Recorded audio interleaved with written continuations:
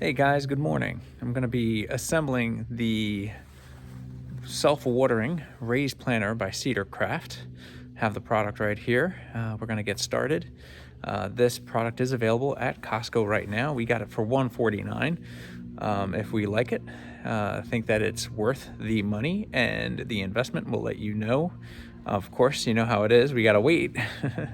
And once we actually build it, or at least tell you if the build is worth it and whether or not it takes a long time, if it takes a lot of skill. I'll open the box and let you guys know what I think of that. By the way, if this is your first time here, welcome. And if you're a returning subscriber, we really do appreciate it. We would like if you would go ahead and hit that subscribe button. And if you like this video, hit the thumbs up and let's get into it. All right, guys, so if you look here, I've emptied out the box of all of its contents. There's a box within a box that has all of the CedarCraft product that you need to get started. You'll see you have your casters, hardware, all of the wood that you need, the funnel for self-watering.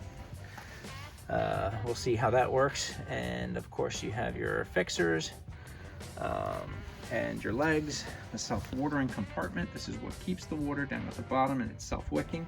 And you can absolutely download the app, or here are some CedarCraft instructions.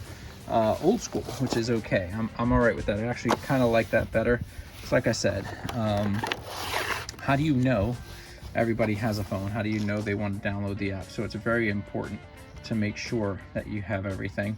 And here's the parts list. I'm going to go through that, make sure everything's here. You can see we need some tools. It tells you, hey, don't use a drill. That's what that is. Yep. And I'm going to get started. I'll be running some time lapse while I'm doing it. Please enjoy.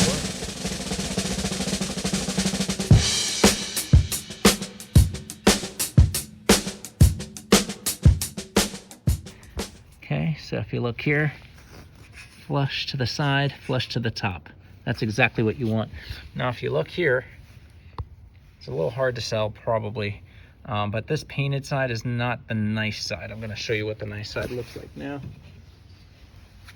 So you see this is nice and textured, so you can tell the difference. This side goes to the outside, so this here goes to the outside. The smooth side, just like that, that goes to the inside. I have one side fully assembled right now, just the side piece with the long parts on there, and this side is in. Now, one of the things that they tell you is to make sure that there's no spaces between these, which it's really difficult to do. So make sure to get some, to get some weight around it. So what I did is I just put my knees on either side of it, kind of like that, and just kind of left some pressure on there and then screwed that in so that way there would be no problems. A good clamp would also help. So have a clamp on this side from one stretch on this side to here, and then the same thing on the other side would keep it nice and tight, so that way you're not worried about trying to keep it tight and making sure the legs are straight and everything else. It just makes a lot more sense. So I'll catch up with you in a little bit.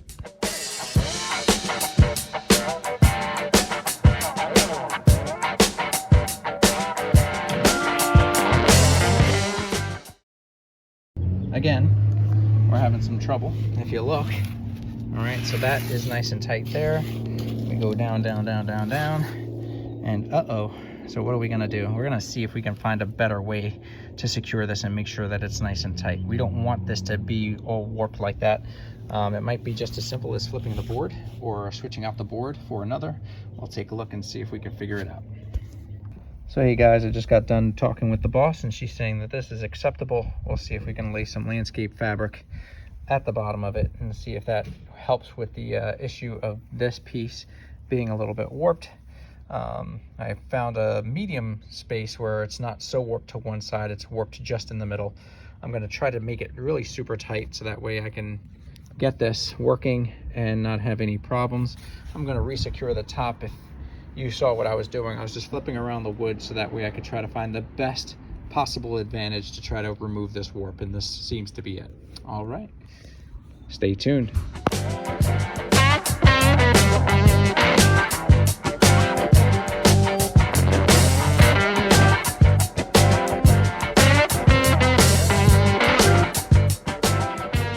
well, guys. I'm not sure how much you missed. So, I wanted to show you. Here it is. As you can see here, this side up. There's two pieces to this bottom part, just in case I wanted to try to show you that. A second here, let me see if I can pop it up. So you have this bin here down at the bottom. All right, and then you have this perforated edge at the bottom here as well. And that's it. We are all set. Casters are on. Looks to move freely. You can see that there. See if I can get a further out. Casters move freely there. It's just finishing up, putting on the finishing pieces here up at the top. Yeah, you know, the build wasn't so bad. You know, trying to show you guys what I was doing. Always easier to capture it when we're doing a time lapse. But the problem with that is you don't get to see what I see and the problems that we might face putting this thing together. So we did have a side or one of the pieces that was warped. I tried my hardest to take and to put it together as tight as I possibly could.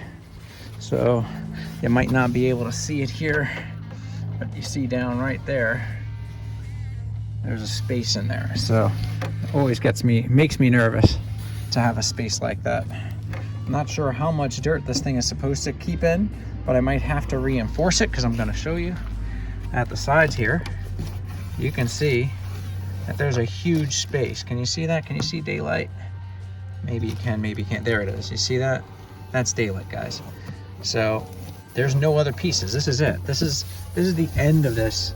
You know, from side to side, it's not so bad because you have the metal, but on the outer sides, there's no metal. So if you look here, once again, this side, same thing.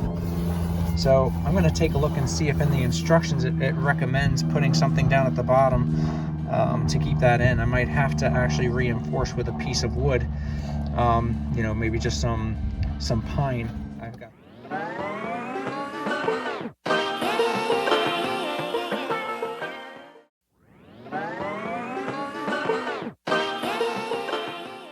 Well, an unexpected trip to Costco. It turns out this stupid planter, I'm very upset. John ran into some problems assembling it, as you'll see in the video. We're here now returning it because the corners of it, there's no way it can hold soil. I'm going to show you. Now, I don't know how well you can see this, but there's no way. You see my fingers? There's no way this thing will hold dirt. We just spent all this time putting this together and it doesn't even work. For $150, buyer beware. Don't get it. Hey guys, yes, I'm barging in on Farmer John's video that he spent all that time out there assembling this planter. And I feel like it's my fault because I didn't stop to think when I purchased it to look into the actual planter to see, you know, if it was actually something that came with the proper parts. You know, you look at it and you say, oh, it's a demo. You know, you don't expect it to be set up 100%. So when he called me out to show me that it had these strange issues, I'm like, this makes no sense. They don't say anything about having to use landscape fabric or needing extra parts to put that planter together. But the fact of the matter is, they do tell you to fill it with potting soil. And we all know as gardeners that potting soil is very fine. But the gaps in some areas were over a half an inch.